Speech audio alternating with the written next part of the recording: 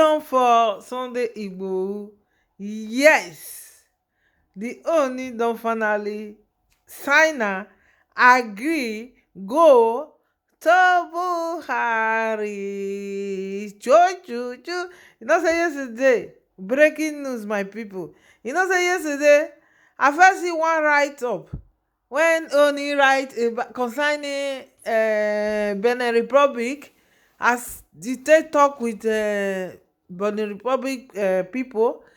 So I first bring am up, you understand me. So today now I come see am again, say our papa, the Ooni of Ife, don go Buhari, don go visit Buhari concerning our brother father Chief Sunday Igbohu, concerning the lockdown and the health condition.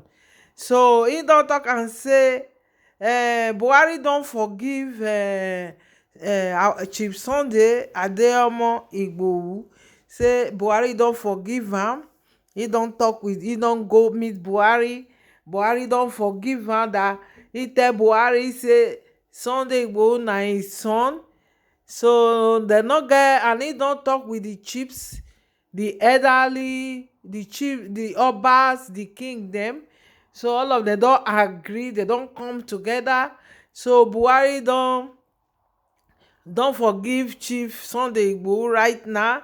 He don tell am say e dey very he with the chiefs all over, they don talk. So now the committee of kings there, now they go set Buhari free, because sorry, they go set Sunday free, so that I first talk am yesterday, so but this one different. This one na the one wey go for go meet Buhari now. Now him come bring the rat up. I see am, make I tell una, hey, me I don talk, he say he vex o. Only of Ife say he vex. He say na him make I no talk since, say because he dey vex. Una see am, and na him still talk with am when dem take release dis all those people wey dem arrest for Sunday Igboho house, those two women, those two people wey remain. You understand me? He say him vex because say Sunday come dey insult am, come dey insult the obas dem. He begin insult all the old king dem. He say dem know wetin dey happen. E no be say na sense dem dey use. Nobody, he say Awolowo don fight the fight before. I first talk am yesterday. He say because everybody know say wetin these people dey do, e no good. All these bandits, wetin dem dey do no good. Yes, dem dey rape, dem dey do kerewa our brothers and sisters, kerewa our parents, dey kpai dem. He say you know say wetin dem dey do no good. Yes, but all you go do, because anything wey you dey do with government, you have to do it with sense. You no fit carry am put for head. Na sense dey take dey do am. Na wetin he write o, no be me talk am o. Na wetin he write. Na me I dey translate with broken now. He say you go do am with sense. He say na him make am. He said because according to Buhari, he said they say to make dialogue with Sunday Igboho. He say he no answer, he no answer them. He say they right, he no answer them. He say na wetin Buhari talk with that one. He say Buhari say no, he no hate Sunday Igboho. Na yes, it's bound to happen in the country. Say this one go say na wetin he want be this one go say na wetin me I talk am. Say the day when Yoruba nation agitators come change, begin dey do Nnamdi Kanu together. Na that time me I know say yes, I dey sense problem. Say yes, problem dey come. I don sense that one. Say as dem don leave Sunday Igboho now, Yoruba nation, dem don dey join together with Nnamdi Kanu. I don know say because Nnamdi Kanu and Sunday Igboho case is different. Sunday no dey carry, Sunday Igboho no get all these people security agent. You understand me? But Nnamdi Kanu get security agent, and Yoruba nations, dem no dey carry weapon, dem no dey fight, dem just dey use mouth dey agitate for their self. But other east, abi, yeah, other east side all those east people, all those ones that they fight, you understand me? They every day they share blood every time. So now make our own take different. But this one now Sunday Igboho just dey drive, he dey drive all these Fulani herdsmen comot. E dey drive them, which is very very right. Nobody talk that time. Everybody dey happy say e dey do am well. But after now everything just change. They just begin come curse, dey curse, dey curse, dey curse. You understand me? Say I say Sunday wetin Ooni of Ife say wetin Sunday do, say pena e curse am. He say e dey curse am, e go dey insult am. Say when Sunday Igboho come begin dey insult am, all those boys wey dey follow Sunday Igboho dey insult am. He say na that time he come say this one don pass, be careful. He felt like the things wey he dey do when he go dey chase all these people, dey chase dem comot, he like am. But this one when he come change, begin dey insult the king dem, the chiefs dem, dey insult. Na he say na that one, that time he come know say water don pass garri, na him make am he no come talk put all this time. He say but wetin he go do, he don forgive am. Buhari don forgive am, say na him pikin, say dem no go throway am. You understand? Na him son, na Oduduwa son, dem no go throway am.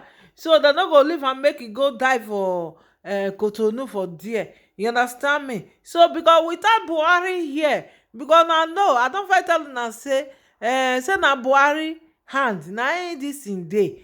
Na Buhari na him tie Sunday Igboho for there. No be dis Benin Republic. They just dey pre ten d. Na Buhari na him make dem no dey talk. Na Buhari give dem orders to leave, to put Sunday Igboho for jail for that place. Now when our Oba now don go meet Buhari now, everything don sweet. Rice don sweet, stew don sweet, everything don sweet. Now we go hear good news go come. Before how many dis thing now dem go leave Sunday Igboho. Now he don talk am say dem go set am free so that Sunday Igboho go travel go treat himself. He say go make e go take care of himself. No be everything wey he talk, no be everything I fit talk finish, because I no wan make this video make it too long.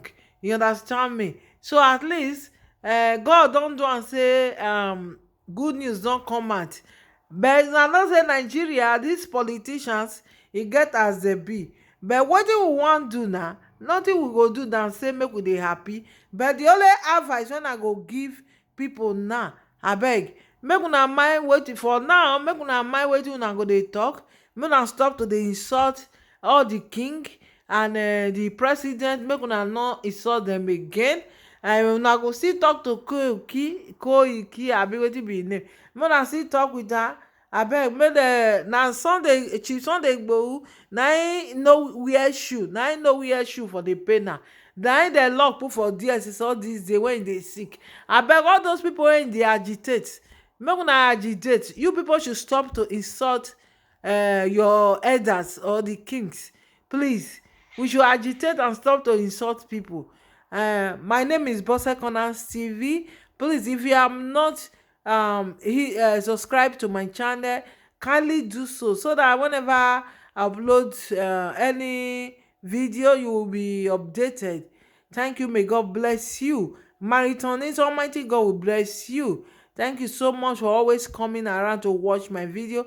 Please try and share this good news, share these videos, share my video, share this particular video, like and share to your family and friends, so that everybody will rejoice that at last Sunday Igboho is a free man. Yes, that the king, our king, Oba Adeyeye Ogunwusi, those who don't know him, that is the father of Oduduwa nation. That is our king, Oba Oni of Ife. He has gone and he has met with the community of Obas, chiefs, and he has spoken with them. And he has spoken with Buhari that we are going to be free soon. Woo! Be free!